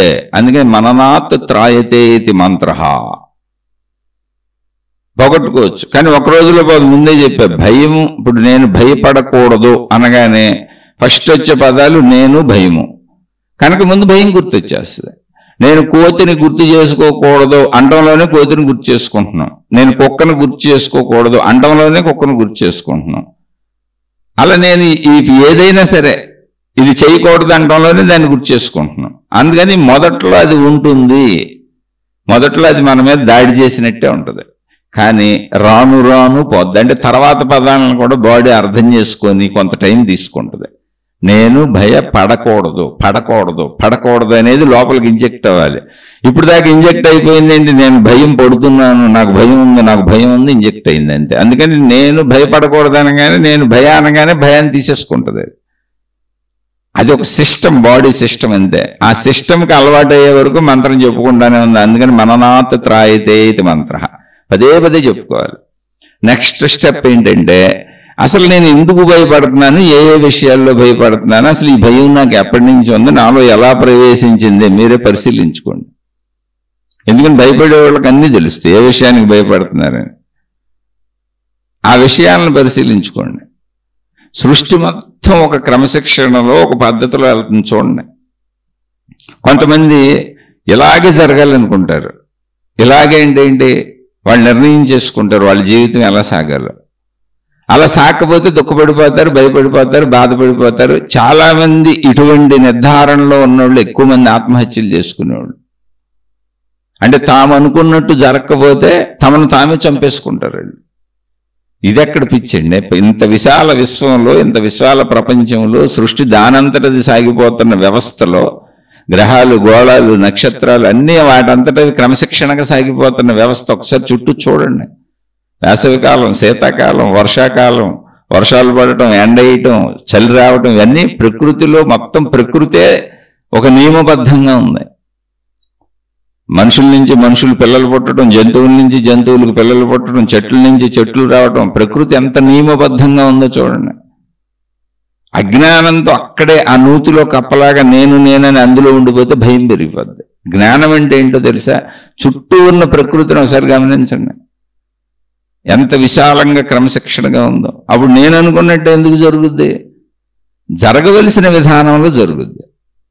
అది ఒక్కోసారి నేను అనుకున్నట్టు అవ్వచ్చు, ఒక్కోసారి నేను అనుకున్నట్టు అవ్వకపోవచ్చు అనే విషయాన్ని మీరు అంగీకరిస్తారు. ఎప్పుడు? విశాల దృక్పథంతో సృష్టిని చూసినప్పుడు. ఇలాగే జరగాలి, ఇలాగే ఉండాలి, ఇలా ఉంటేనే నేను ఉంటాను, ఇలా ఉంటేనే నేను ఉండగలనన్న ప్రతి వాళ్ళు దుఃఖానికి గురవుతారు, భయానికి గురవుతారు. రెండు జరుగుతాయి. ఎక్కువ మంది మనసులు పాడవటానికి కారణం ఏంటంటే ఫ్లెక్సిబిలిటీ లేకపోవటం. ఫ్లెక్సిబిలిటీ ఏంటి? ఏదైనా జరగవచ్చు. చదువుకుంటున్నాం, పాస్ అవ్వచ్చు, తప్పవచ్చు, ఎక్కువ మార్కులు రావచ్చు, తక్కువ మార్కులు రావచ్చు. ఎప్పుడు ఉద్యోగం రావచ్చు, రాకపోవచ్చు, డబ్బు ఎక్కువ రావచ్చు, తక్కువ రావచ్చు. ప్రతి దాంట్లోనూ పాసిబిలిటీస్ రెండు సైడ్లు ఉంటాయి. దాన్ని ఎందుకు అంగీకరించవు? సత్యం ఏంటో తెలిసి అంగీకరించుట. ఎవరు అంగీకరిస్తారు తెలుసా? సున్నితమైన మనసు ఉండాలి, జ్ఞానం పెరగాలి. అనంత సృష్టిని నేను ఎలా కంట్రోల్ చేయగలను? అసలు ఎలా కుదురుతుంది? నా శరీరాన్ని నేను కంట్రోల్ చేయగలను, పోనీ అది కూడా కుదరదు కదా. మరి ఎందుకు? సమంజసంగా ఆలోచించండి. అందరికీ ఏం జరుగుద్దో నాకు అదే జరుగుద్ది. దీనికి కొంత టైం పట్టచ్చు. ఒక నూతిలో కప్పలా నాలో నేను ఇమిడిపోయి ఆలోచించుకుంటున్న ఆలోచనల్లోంచి విశాలమైన ఆలోచనలోకి రావడానికి చాలా టైం పట్టచ్చు, సంవత్సరాలు పట్టచ్చు. కానీ నువ్వు ఆలోచన మొదలు పెడితే ఖచ్చితంగా బయటకు వస్తావు. అది నీ చేతే ఉంది. నువ్వే నీ ధైర్యం అవ్వాలి. నువ్వు ధైర్యానికి ఊతకర్రలో ఆలంబనలో తెచ్చుకున్నంతకాలం నీలో జ్ఞాన వికాసం ఉండదు. అవి తాత్కాలిక ఉపశమనాలుగా పనిచేస్తే తప్ప నీకు శాశ్వత ధైర్యాన్ని ఇవ్వలేవు. నీ మీద నువ్వు నిలబడటమే ఎప్పటికైనా శాశ్వతత్వం, శాశ్వత ధైర్యం అది. అందుకని నేను భయపడకూడదు అనేటువంటి తారక మంత్రాన్ని ముందు అనుకుంటూ ఉండు. రెండు, సత్యాన్ని అంగీకరిస్తూ ఉండు. సత్యాన్ని అంగీకరించడం ఏంటి? ఎప్పటికైనా అందరం చచ్చిపోతాం. ఎప్పటికైనా అందరం చచ్చిపోతాం. అంటే ఎప్పటికైనా అందరం చచ్చిపోతాం కదా అన్న దాంట్లో నాకంటే ముందు నా పిల్లలు చచ్చిపోతారని మనం అనుకోకరు. అలా ఎందుకు చనిపోతారు? ముందు పెద్దవాళ్ళు చనిపోతారు, తాతలో ముత్తాతలో. తర్వాత వరుస వస్తుంది సీరియల్గా, వయసు. కాబట్టి ఇవేం భావించుకోమంటలా, కానీ సత్యాన్ని అంగీకరించండి. ఇక్కడ మరణం అనేది ఒకటి ఉంది, అలాగే ఓటం అనేది ఒకటి ఉంది, అన్నీ మనం అనుకున్నట్టు జరగవనేది ఒకటి ఉంది. అవన్నీ అంగీకరించు. అంగీకరించి చక్కగా ఎక్కడున్నా ఇప్పుడు ఓడిపోయినా బతకొచ్చేముంది అందులో. అసలు బతకడానికి ఏం కావాలి? బ్రతకడానికి నిజంగా ఏం కావాలి ఒకసారి ఆలోచించండి. భయాలు అయ్యే ఎగిరిపోతాయి. పీల్చుకోవటానికి గాలి కావాలండి, ఉచితం. సూర్యుడు కావాలి, లేకపోతే బతకలేం, ఉచితం. భూమి మీదే బతకాలి, ఉచితం. భూమి ఉంది, అది ఉచితం. నీరు కావాలి, ఉచితం. కాబట్టి ఇప్పుడు నీరుని ఫిల్టర్లు చేసి అమ్ముకునే స్థాయికి వచ్చామనుకోండి, మరి అది ఇంకా ఉచితమో కాదు, సెమీలో ఉన్నాం. మేజరీ అన్నీ ఉచితం. లోపల అవయవాలు, శరీర అవయవాలు వాటంతటా అవే పనిచేసుకుపోతాయి. నిద్రపోతున్నా కూడా గుండు కొట్టుకొని పనిచేసి బతికిస్తూనే ఉంటాయి. ఇప్పుడు ఏంటి మనకు కావాల్సింది? ఆహారానికి, అంటే తినటానికి, కట్టుకోవటానికి, ఉండటానికి డబ్బు కావాలి. దానికి లెక్కలు పెట్టుకుంటే ఎట్టకండి? ఎంత హోదాలో అయితేనే బతుకుతాను, ఎంత ఎత్తులో ఉంటేనే బతుకుతాను, అంత అయితేనే బతుకుతాను అంటే ఇంకా బతుకుని పాడు చేసి చచ్చిపోతున్నారు ఆత్మహత్యలు చేసుకొని. కొంతమంది అప్పులు చేసి తినేసి తాగేసి ఊళ్ళు వదిలిపెట్టి పారిపోతున్నారు, లేదా అప్పుడు చచ్చిపోతున్నారు. ఏమన్నా అర్థం ఉందా ఇందులో?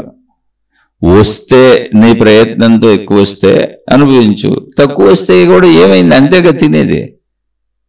ఇప్పుడు 100 జతలు కట్టుకోలేకపోతే 2 జతలు బట్టలు కట్టుకుందాం. బట్టలు అనేవి శరీరాన్ని కప్పుకోవటానికి అనేటువంటి సాధారణ స్థితిని ఎందుకు నువ్వు అంగీకరించలేకపోతున్నావు? నా స్టేటస్ పడిపోయింది, నా హోదా పడిపోయింది, నేను అన్ని సుఖాలు అనుభవించలేకపోతున్నాను, ఆళ్ళ ఏళ్ళ ఉండలేకపోతున్నాను, నా పిల్లలు ఎలా ఉండాలి, నేను ఎలా ఉండాలి, మా జీవిత భాగస్వామి ఎలా ఉండాలి, మా ఇల్లు ఎలా ఉండాలి, మా కుటుంబం ఎలా ఉండాలి అని నువ్వు ఫిక్స్ అయిపోతే ఫిక్స్డ్ అయిన ప్రతి విషయము భయాన్ని కలిగిస్తుంది. ఎందుకో చెప్పనా? ఈ ఫిక్సేషన్లోంచి ఎప్పుడు కిందకు వస్తానని భయంగా ఉంటుంది. అంటే నా స్టేటస్ కిందకు పడితే బతకలేనేమో, అలవాటు పడిపోయాను బాబు, ఇప్పుడు ఇంతకంటే తక్కువకి వెళ్తే ఎలా బతుకుతాం, ఇంతకంటే ఎక్కువ ఎలా వస్తుంది? ఎప్పుడు ఇంతకంటే ఎక్కువ, ఇంతకంటే ఎక్కువ. అదేంటి ఇంతకంటే తక్కువకి వెళ్ళినా కూడా నేను బతకగలనని నువ్వు నేర్చుకోవటమే నీ జ్ఞానం, నీ ధైర్యం. ఎందుకంటే కాలంలో ఏం జరుగుద్ది ఎవరికి తెలీదు. కాలంలో ఏదైనా జరగచ్చు. ఇప్పుడు కరోనా అనేది వచ్చింది ప్రపంచంలో. 2-3 సంవత్సరాలు కరోనా కాలంలో కొన్ని రకాల వ్యాపారస్తులు అందరూ నష్టపోయారు. అందులో సూసైడ్లు చేసి చచ్చిపోయిన వాళ్ళు చాలామంది ఉన్నారు. ఎందుకంటే ఆర్థిక వ్యవస్థ వాళ్ళది అతలాకుతలం అయిపోయింది. సామాన్యమైనటువంటి వ్యవస్థ ఎక్కడ పాడవాలా? కరోనా వచ్చి ఉండొచ్చు కూడా, కానీ నిత్యం కూరగాయలు కావాల్సిందే, కిరాణా సరుకులు కావాల్సిందే, వండుకు తినాల్సిందే, పాలు గీలు కావాల్సిందే, ఎంత కరోనా ఉన్నా. ఎందుకంటే కరోనా పేరు మీద ఇవన్నీ ఆపితే తిండి లేక చచ్చిపోతాం. నీళ్లు కావాల్సిందే, కరెంటు వాడుకోవాల్సిందే. ఇలాంటి అన్ని అవసరాలు ఉన్న వాళ్ళందరూ చక్కగా ఉన్నాయి వాళ్ళ వ్యాపారాలు. ఏదో ఒక రకంగా సాగుతూనే ఉంది. నిత్యావసరాలు అన్నీ సాగుతూనే ఉన్నాయి. ఎవరు దెబ్బతిన్నారంటే లగ్జరియస్ వ్యాపారాలు పెట్టిన వాళ్ళందరూ దెబ్బతిన్నారు. ఇప్పుడు హోటళ్ళు ఉన్నాయి అనుకోండి, ప్రపంచవ్యాప్తంగా కోటాను కోట్ల హోటళ్ళు ఉంటాయి. తినటానికి కానీ, ఉండటానికి, రెస్ట్ తీసుకునే హోటల్స్ కానీ కోట్లు కోట్లు పెట్టి కడతారు. చాలా విలాసవంతమైనవి ఉంటాయి, మామూలు స్థాయి నుంచే ఉంటాయి. వాళ్ళందరూ ఇంట్లో కూర్చోవటమేగా. ఇప్పుడు పెట్టుబడులు పెట్టిన వాళ్ళందరూ ఏమైపోయి ఉంటారు? అందులో తట్టుకోగలిగి పెట్టుబడి పోయినా పర్వాలేదులే, వెనక మేము తట్టుకోగలిగిన వాళ్ళ పర్వాలేదు అనుకున్న వాళ్ళందరూ బాగానే ఉండి ఉంటారు. ఎందుకంటే తర్వాత మళ్ళీ కోలుకుంది కాబట్టి ప్రపంచం.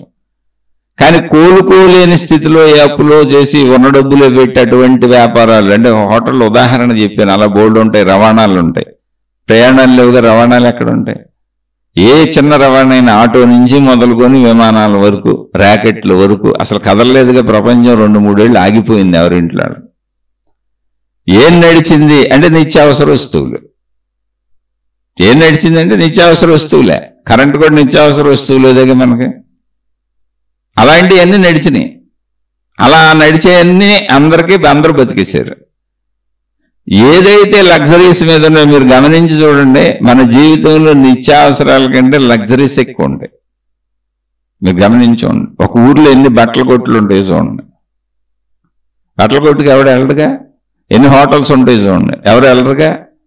ఎన్ని బ్యూటీ పార్లర్లు ఉంటాయి, ఎన్ని హెయిర్ కటింగ్ సెలూన్లు ఉంటాయి, ఎన్ని గమనించండి ఒకసారి. మొత్తం ఎన్ని క్లోజ్. ఇప్పుడు వాళ్ళందరూ ఏమైపోయి ఉంటారు? ఎవరు బతుకుంటారు తెలుసా? కూరగాయలు అమ్మేవాళ్ళు, కిరాణా సరుకులు అమ్మేవాళ్ళు, పాలు అమ్మేవాళ్ళు, నిత్యావసర వస్తువులు, వాళ్ళందరూ హ్యాపీగా బతికిస్తారు. ఎందుకని? అవి ఎట్టయినా సరే మనుషులు తినాల్సిందే. కరోనా కోసం ఎదుర్కొనైనా వెళ్తాడు, తిరుపతి పోతాడు కనుక. అలా గమనించుకోండి. ఇలా ప్రపంచంలో ఏదైనా జరగచ్చు. కాబట్టి మనం తక్కువగా వచ్చేయచ్చు, ఏమవుతుంది, అందులో పోవచ్చు, లేదా అనుకోని పెద్ద పెద్ద అవసరాలు రావచ్చు, ఖర్చులు రావచ్చు, ఏదైనా జరగచ్చు. అసలు ఎందుకు ఊహించుకుంటున్నారు? ఇలాగే ఉండాలని ఎందుకు ఫిక్స్ అయిపోతున్నారు? ధైర్యం అంటే ఏంటో తెలుసా? నేను ఎలా ఉన్నా బతకగలను. మీరు పొగిడినా బతకగలను, మీరు పొగడపోయినా బతకగలను, మీరు తిట్టినా బతకగలను. మీరు తిడితే నేను చచ్చిపోతాను. మీ పొగడితే నాకు కొంత ఆనందాన్ని ఇస్తుందేమో, కానీ మీరు తిడితే నేను ఎందుకు చచ్చిపోతాను? అసలు మీకోసం నేను ఎందుకు చచ్చిపోవాలి? మీరు తిడితే అసలు నేను ఎందుకు బాధపడాలి? First point. వాళ్ళ తల్లిదండ్రులైనా కూడా కావచ్చు. అంటే మనకు ఒక వయసు వచ్చి మనం ఒక రేంజ్కి వచ్చేసి పెద్దోళ్ళం అయిపోయాం. తల్లిదండ్రులే అన్నారు కనుక అప్పుడు కూడా ఎందుకు బాధపడారు? తల్లిదండ్రులు అన్నారని చచ్చిపోతాను. అప్పుడు నా భార్య పిల్లలు ఏమైపోతారు? నా భర్త పిల్లలు ఏమైపోతారు? ఎప్పుడూ ప్రపంచంలో అపార్థం చేసుకోవటం, మనని అవమానించడం, ఇవన్నీ ఉంటాయి. అలాగే ఎప్పుడు నష్టపోవటం, ఓడిపోవటం అనేది ఉంటుంది. గెలుపు ఎక్కడుందో దాని పక్కనే ఓటం ఉంటుంది. ఎక్కడ గర్వం ఉందో దాని పక్కనే అవమానం ఉంటుంది.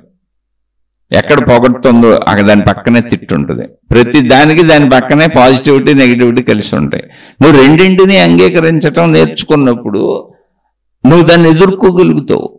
అది జ్ఞానం అంటే, సామర్థ్యం అంటే, బలం అంటే. అది బలం అంటే నేను నిరంతరం నాకు అన్ని సమకూరుతుంటే హాయిగా ఉంటాను, నాకు సమకూరినప్పుడు హాయిగా ఉండలేను అనేవాళ్ళు బలహీనులు. అది బలహీనత. బలం అంటే ఏంటంటే నాకు సమకూరినా నేను ఉండగలను, నాకు పోయినా నేను ఉండగలను. ఏం పోతే మళ్ళీ మొదలెడతాను. ఏంటి ప్రాబ్లం?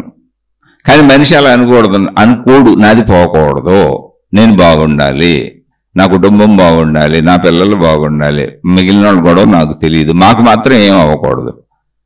ఓకే అనుకో, తప్పు లేదు, నేను కూడా అదే అనుకుంటా. కానీ అది ఎలా కుదురుతుంది ఎంత విశాల ప్రపంచంలో? నేను దేవుణ్ణా? నేను నా పిల్లలకు రక్షణ ఇచ్చేసుకోగలనా ఏమి అవ్వకుండా? నేను నా కుటుంబం మొత్తానికి రక్షణ ఇచ్చేసుకోగలనా ఏమి అవ్వకుండా? అసలు కనీసం నేను నాకు రక్షణ ఇచ్చుకోగలనా? ఎలా కుదురుతుంది? వాస్తవాన్ని ఎవరు అంగీకరించరో వాళ్ళకి భయం వేస్తుంది. వాస్తవాన్ని అంగీకరించండి. వాస్తవాన్ని అంగీకరించడం నేర్చుకోండి. వీలున్నంతలో చక్కగా పరిస్థితులన్నీ బాగున్నాయి, ఓకే, పరిస్థితులు తిరగబడినాయి, ఏమవుదు, మళ్ళీ మామూలుగా ప్రయత్నించుకుంటాం, మామూలుగా బతుకుతాం. ఏదో అవమానం పొందేశాను, పూలు అమ్మిన చోట పొలాలు అమ్ముతామా, సామెతలు వస్తూ ఉంటాయి. పూలు అమ్మిన చోట పొలాలు అమ్ముతామా అని బుజ్జెక్కి దూకి చచ్చిపోతావా ఏంటి? మీ వాళ్ళందరినీ చంపేస్తావేంటి? నిన్న ఎక్కడ న్యూస్లో చూశాను, ఎంత దారుణమైన విషయం అంటే భార్య భర్త ఇద్దరు గవర్నమెంట్ ఎంప్లాయీస్, వాళ్ళకు బిడ్డ కూడా ఉన్నట్టున్నారు. భార్య భర్త ఇద్దరు గవర్నమెంట్ ఎంప్లాయీస్. ఇద్దరికి గవర్నమెంట్ ఎంప్లాయీస్ అంటే బ్రహ్మాండమైన జీతం. కానీ భర్త దీన్ని తీసుకెళ్ళి షేర్ మార్కెట్లో పెట్టేస్తున్నాడు. షేర్ మార్కెట్ అంటే ఏంటి? ఓ కోట్లు కోట్లు గడించేద్దామని ఆశ. అది జోదం లాంటిదే. కానీ ఇప్పుడు దాన్ని అందరూ ప్రమోట్ చేసేస్తున్నారు సోషల్ మీడియాలో. ఎక్కడైనా సరే షేర్ మార్కెట్లు కానీ మీరు ఏదైనా చేయండి, ఒకడు పోగొట్టుకుంటే ఇంకొకటి లాభం వస్తుంది. ప్రపంచ సూత్రం అంతే. ఒకడు పోగొట్టుకుంటేనే ఇంకొకటి పొందగలుగుతాడు. ఇక్కడ ధర్మము అంటే ఏంటంటే, ఇప్పుడు నేను కూరగాయలు పోగొట్టుకున్నాను, దానికి సరిపోయిన డబ్బు పొందాను అనుకో, అది ధర్మయుత వ్యాపారం. అందుకని ఎవరి కష్టం వాళ్ళు పడాలని చెప్పారు. కానీ ఇవన్నీ జోదాలు.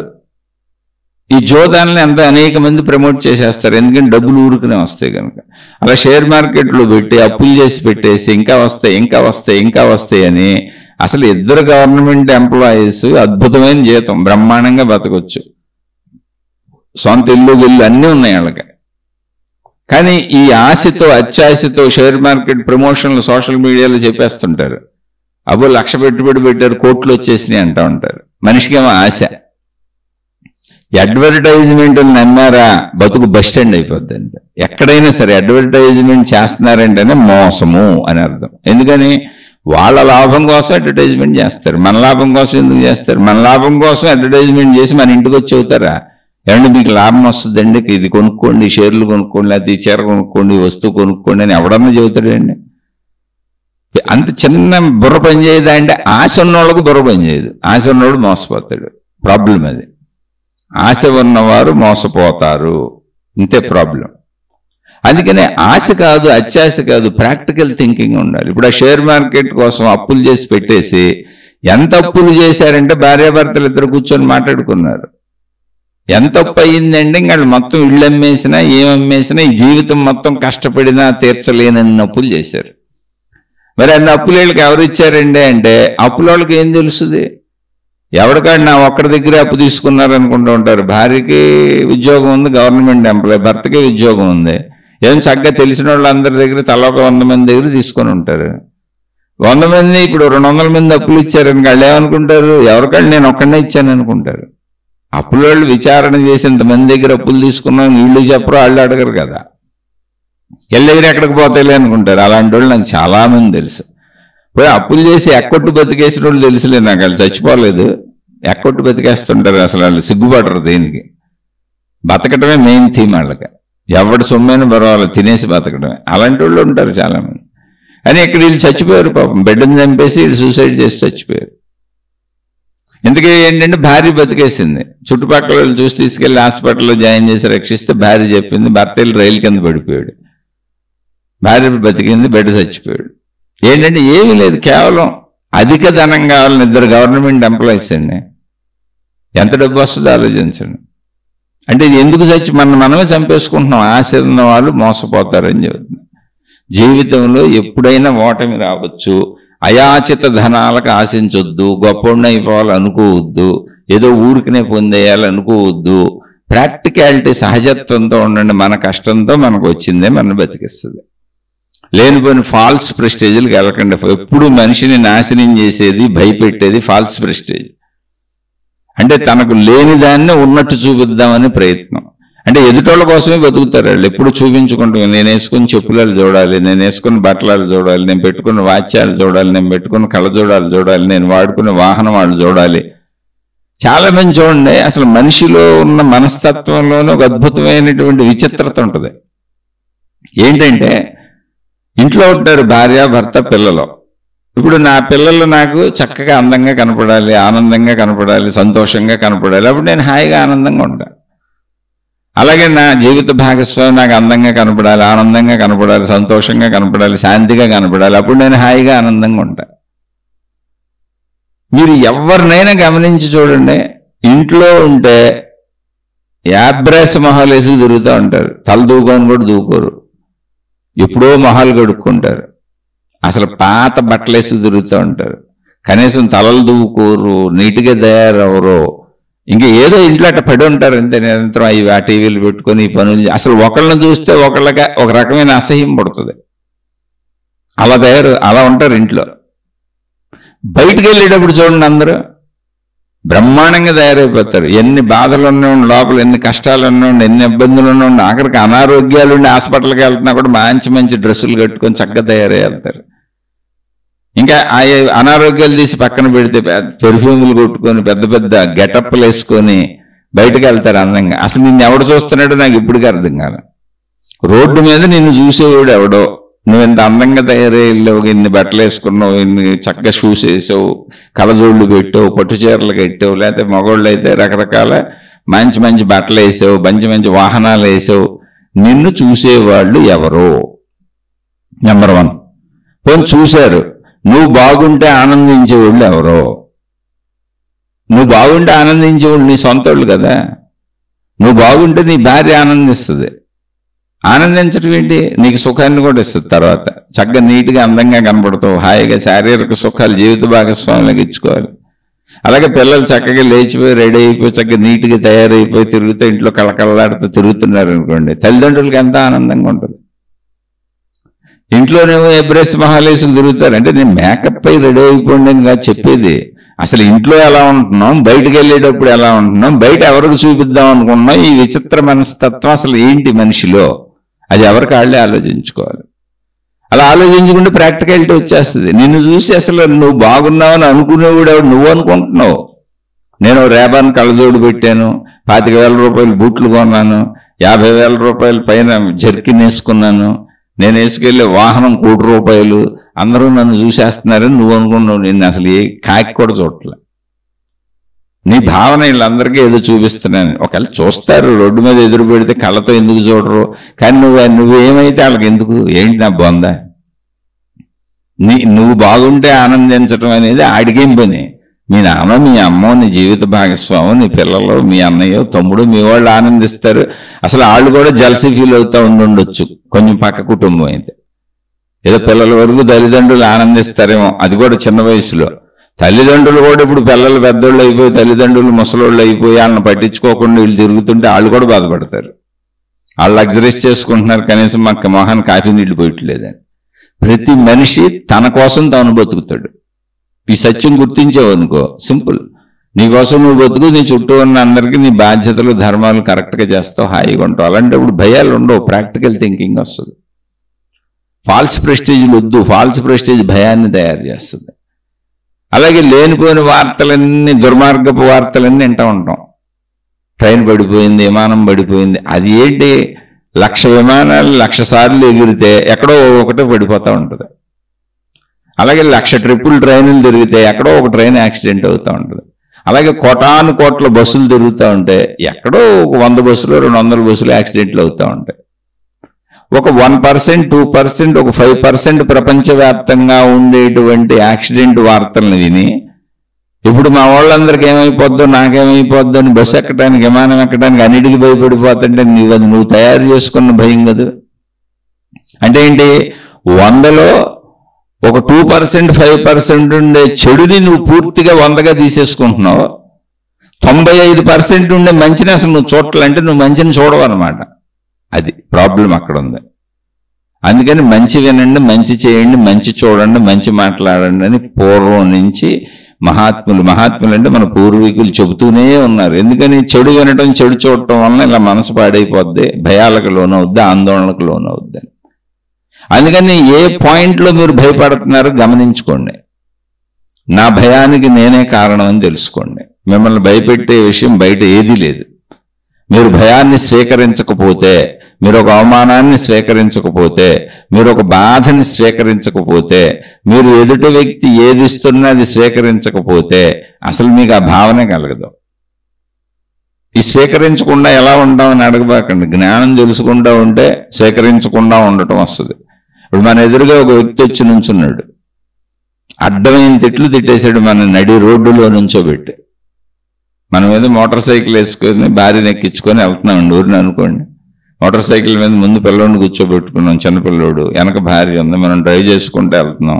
ఒకచోట ట్రాఫిక్లో ఎక్కడో ఒక అతను అడ్డం వచ్చాడు, ఆపాం. ఎదురుగా వచ్చాడు, నుంచొని అడ్డమైన తిట్లు తిడుతున్నాడు. అసలు మన తప్పు లేదు, అతనే వాహనానికి ఎదురు నుంచొని మామూలు తిట్లు కాదు, పిల్లల్ని తిడుతున్నాడు, నన్ను తిడుతున్నాడు, పిల్లల్ని తిడుతున్నాడు, అందరినీ తిట్టేస్తున్నాడు. అందరూ గుమ్ముగూడు చూసేస్తున్నారు. ఎంత అవమానం అయిపోయిందో అసలు. ఇప్పుడు మామూలు అవమానం కాదు, చచ్చిపోదామన్నంత అవమానం అయిపోయింది. ఇంతలో ఆ పక్కోళ్ళు చెప్పారు, ఏం లేదు సార్, మీరు వెళ్ళిపోండి, పక్క నుంచి వెళ్ళిపోండి, ఇలా వెళ్ళిపోండి అని దారి చేసి వెళ్ళిపోండి, ఆడి పిచ్చోడండి, అందరిని అలా రోడ్డు మీద అరుస్తూ ఉంటాడు అన్నారు. అప్పుడు మీకు అవమానం ఉంటుందా? ఎదుటోడు పిచ్చోడని తెలిస్తే, ఎదుటోడు పిచ్చోడని తెలిస్తే అవమానం ఉండదు కదా.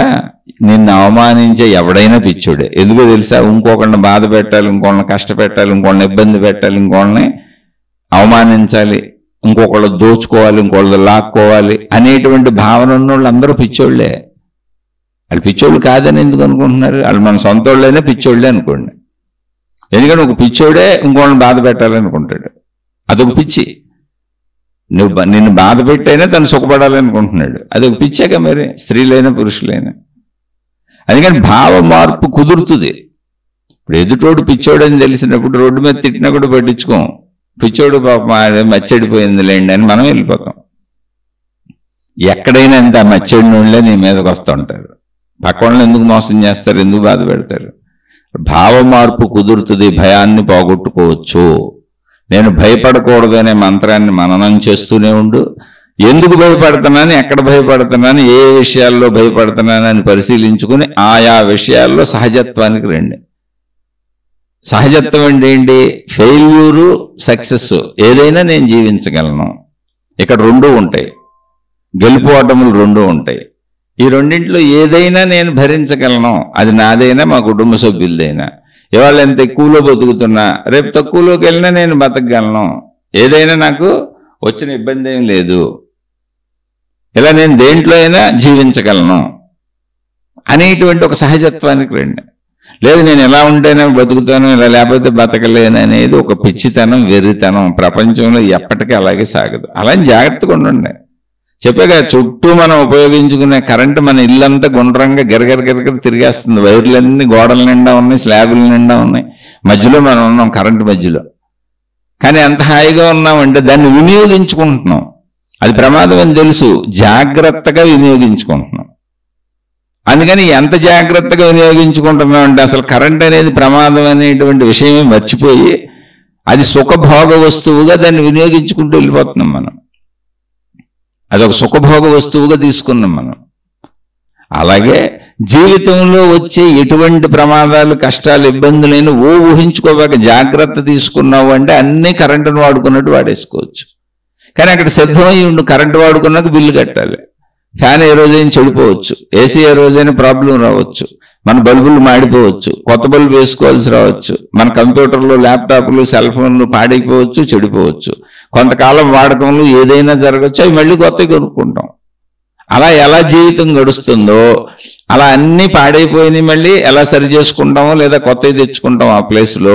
జీవితంలో కూడా అన్ని పిల్లలు చదువు తగ్గచ్చు, ఎక్కువ అవ్వచ్చు, మార్కులు తక్కువ రావచ్చు, ఎక్కువ రావచ్చు, మనకు ఆరోగ్యం ఉండొచ్చు, అనారోగ్యం రావచ్చు, మళ్ళీ అన్నింటిలోంచి బయటకు వస్తాం, అది కుటుంబ సభ్యులైనా బయట వాళ్ళైనా. ఇటువంటి సహజత్వాన్ని ముందు అంగీకరించడం నేర్చుకో. భయానికి మూలం నీలోనే ఉంది, దాన్ని పెంచి పోషించుకోకు. అది గొప్పతనం అనుకోబాకండి. నాకు పిల్లలంటే ఎంత ప్రేమో, అయ్యో నాకు మా ఆయన అంటే అంత ప్రేమ, మా ఆవిడంటే అంత ప్రేమ, జాగ్రత్త స్టవ్ దగ్గర ఉన్నావు నిరంతరం చెబుతానే ఉంటానండి, స్టవ్ దగ్గర జాగ్రత్త, స్టవ్ దగ్గర జాగ్రత్త అని. అసలు నాకు ఆఫీస్కి వెళ్తే పని నాకు చేయబుద్ధి అయ్యేదండి ఆఫీసులో. ఎందుకంటే మా ఆవిడ ఇప్పుడు వంటింట్లో వంట చేస్తూ ఉంటుంది, క్షణక్షణం ఫోన్ చేసి అడుగుతూ ఉంటాను, వంట అయిపోయిందా, గ్యాస్ కట్టేసావా, జాగ్రత్తగా కట్టావా, దూరంగా ఉండు. ఇదంతా ప్రేమ కాదు, పిచ్చి, నీకు పిచ్చి, నీకు భయం. ప్రపంచం అంతా గ్యాస్ వాడుకుంటున్నారు, ఎవరు వాడట్లేదు, కరెంటు వాడినట్టే. జాగ్రత్తలు చెప్పి అయిపోయింది, వెళ్ళిపో అంతే. నిరంతరం అదేనా. కొంతమంది రాత్రిపూట పడుకునేటప్పుడు గెడలో వేస్తారు, తలుపులేసి పడుకుంటారు, మళ్ళీ 4 సార్లు వచ్చి చూసుకుంటారు, ఏ సమయం లేదు, ఏ సమయం లేదు. నీకు నువ్వే అంత పిచ్చి ఎక్కించుకోకు. అలా డబ్బు విషయాలు, ఏ విషయాలైనా ఒక సహజత్వంగా తీసుకో. జీవితంలో అన్ని సహజము, ఓడిపోతాం, గెలుస్తాం, తక్కువ మార్కులు వస్తాయి, ఎక్కువ మార్కులు వస్తాయి, ఓసారి పొందుతాం, ఓసారి పోగొట్టుకుంటాం, ఇవన్నీ సహజ విషయాలు. మళ్ళీ అందులోంచి బయటకు వచ్చి జీవించుకుంటూ వెళ్ళిపోతాం. అలా నువ్వు దాన్ని తీసుకున్న రోజున నీ భయాన్ని నువ్వు జయించగలుగుతావు. ఫస్ట్ నేను భయపడకూడదు అని మాత్రం నిరంతరం చెప్పుకుంటుండు. ఏం పర్లా, భయం పోకపోయినా పర్లా, చెప్పుకుంటూనే ఉండు. ఎందుకు భయపడుతున్నావో ఆ కారణాలను చూడు, వాటిలో ప్రాక్టికాలిటీని మనసుకు నేర్పుతూ ఉండు. మంచిగా వింటూ ఉండు, మంచిగా చూస్తూ ఉండు, మంచిగా తెలుసుకుంటూ ఉండు. నువ్వు చెడు విషయాలు తెలుసుకోబాక. నేను అతిగా ఆలోచిస్తున్నాననే విషయాన్ని నువ్వు గుర్తించు, నేను అతిగా ఆలోచించకూడదు అనే విషయాన్ని కూడా నువ్వు గుర్తించు. నా భయానికి మూల కారణం నేనే తప్ప భయం బయట లేదు. దానికి కారణం నా ఆశలో, నేను ఫిక్స్డ్గా ఇలా పెట్టుకున్న అభిప్రాయాలు, ఇది ఎలాగే జరగాలి, ఇలా జరగకూడదన్న నా భావనలో, ఇవన్నీ నన్ను భయానికి ఆదుర్దాకి గురి చేస్తాయి. అది అలా ఉండదు సృష్టిలో మనం ఎప్పుడు మంచిగా ఉందామని ప్రయత్నిస్తాం, మంచిగా జీవిద్దామని ప్రయత్నిస్తాం. కానీ కాల ప్రకారం జరిగేటువంటి వాటిలో వచ్చే ఇబ్బందుల్ని వచ్చినప్పుడు ఎదుర్కొందాం. ఏ ఇబ్బంది వస్తుందా అని రోజు ఎదురు చూడబాక. అసలు ఇబ్బందే రాకపోవచ్చు జీవితకాలం మొత్తం, వస్తే వచ్చినప్పుడు ఎదుర్కొందాం. ఇప్పుడు చెప్పాను, కరోనా అని వచ్చి మొత్తం ప్రపంచాన్ని మూసేసింది. ఆయన ప్రపంచం ఏమి ఆగిపోలా, మళ్ళీ మొదలు పెట్టుకున్నారు, మళ్ళీ బతుకుతున్నారు. అలానే అక్కడ నిజంగా భయపడి చచ్చిపోయిన వాళ్ళు బోళ్ళు మంది ఉన్నారు, ఆత్మహత్యలు చేసుకున్నారు, నాకు తెలిసిన వాళ్ళు కూడా ఉన్నారు. అంటే అనేక రకాల వృత్తులు ఉన్నాయి. ఇప్పుడు కాంట్రాక్టర్స్ అని, అయ్యని అని పనులు ఆగిపోయినాక అవి నడవగా ఇంకా నిత్యావసర వస్తువులు ఒకటే నడిచినాయి అప్పుడు. అలా చాలా మంది ఇబ్బందులు పడ్డారు. అలానే అందరూ చచ్చిపోయారా, పిరుకోళ్ళు చచ్చిపోయారు అంతే. మిగిలిన వాళ్ళందరూ చక్కగా మళ్ళీ జీవితాన్ని ఆరంభించారు. మళ్ళీ అసలు కరోనాని మర్చిపోయింది ప్రపంచం. మళ్ళీ ఇప్పుడు ఉన్నత దిశగా సాగిపోతుంది ప్రపంచం. ప్రతి ఇల్లు మళ్ళీ పరిగెత్తుకుంటా ఆర్థిక వ్యవస్థను సమకూర్చుకుంటుంది, ముందుకెళ్ళిపోతుంది. ప్రపంచం అంతా అలాగే వెళ్ళిపోతుంది. అలా మన జీవితంలో అప్పుడప్పుడు కరోనా లాంటి కాలాలు వస్తాయి, ఇబ్బంది పెడతాయి. అప్పుడు తొందరపడిపోకూడదు. ఒక సహజత్వం అది జీవితంలో, ప్రకృతిలో ఇలా జరుగుతూ ఉంటుంది. మళ్ళీ జీవితాన్ని మనం ఎదుర్కొని వెళ్ళిపోగలం, ఏం ప్రాబ్లం లేదు. ప్రతిసారి మళ్ళీ జీరో నుంచి నేను మొదలవ్వగలనన్న ధైర్యాన్ని నువ్వు పెట్టుకుంటే అసలు నిన్ను భయపెట్టగలిగినోడు లేడు, నువ్వు భయపడవు. ఎప్పుడైనా జీరో నుంచి బతకడానికి మళ్ళీ అలవాటు పడిపోయి ఉండాలి. ఎందుకంటే నా మళ్ళీ జీరో నుంచి నేను అన్ని చేసుకోగలను. తక్కువ వస్తే తక్కువలో బతుకుతా, ఎక్కువ వస్తే ఎక్కువలో బతుకుతా. ఏముంది అందులో పెద్ద విషయం కాదు. అందరికీ బాధ ఏంటంటే ఉన్నాయన్నీ నిలబడిపోవాలి, ఎక్కడా చిన్న రూపాయి కూడా తగ్గకూడదు, నా ఏం పోకూడదు, ఎప్పుడు కొత్తగా వచ్చాక కలిసిపోతుండాలి, అన్ని పెరిగిపోతుండాలి. నా హోదాలు, నా పిల్లల హోదాలు, నా కుటుంబ హోదాలు, నా డబ్బులు, నా సంపదలు, నా అన్నీ మాకు పెరిగిపోవాలి. మా ఆరోగ్యాలు అన్నీ పెరిగిపోవటమే, తరగటం ఉండకూడదు. అలా ఫిక్స్ అవుతావు, అదే భయం నీకు. నేను ఎప్పుడైనా జీరో నుంచి బతకగలను, నో ప్రాబ్లం. అనేక మంది సినిమాలు తీస్తూ ఉంటారు, సినిమా డైరెక్టర్లు మొత్తం కుప్పకూలిపోతూ ఉంటారు, ప్రొడ్యూసర్లు వీళ్ళంతా. మళ్ళీ జీరో నుంచి మళ్ళీ మొదలు పెడతారు లైఫ్, మళ్ళీ తారాస్థాయికి వెళ్ళిపోతుంటారు. అనేక చోట్ల జరుగుతుంది అది జీవితంలో. జీవితం అంటేనే ఎత్తుపల్లాలు, ఉయ్యాలాట, అలా ముందుకెళ్తుంది, వెనక్కి వస్తుంది, ముందుకెళ్తుంది, వెనక్కి వస్తుంది. కాబట్టి జీరో నుంచి నేను మళ్ళీ ఎప్పుడైనా బతకగలను అన్న వాళ్ళకి అసలు భయమే ఉండదు. అంటే ఇలా ఎంతసేపు అయినా చెప్పుకోవచ్చు. ఒకటి గుర్తుపెట్టుకోండి, నా భయానికి నేనే కారణం. నేను ఏ విషయాలను అతిగా ఆలోచిస్తున్నానో, అతిగా మననం చేస్తున్నానో, అతిగా తీసుకుంటున్నానో అవన్నీ నన్ను భయపెడుతున్నాయి. నేను అతిగా తీసుకోకూడదు, సహజంగా ఉండాలి. కాబట్టి నేను భయపడకూడదు అనేటువంటి తారక మంత్రాన్ని జపించుకోండి. ఎందుకు భయపడుతున్నాను, ఎక్కడ భయపడుతున్నాను ఆలోచించి అనవసర విషయాలని సహజ పరిస్థితులను తెచ్చుకోండి.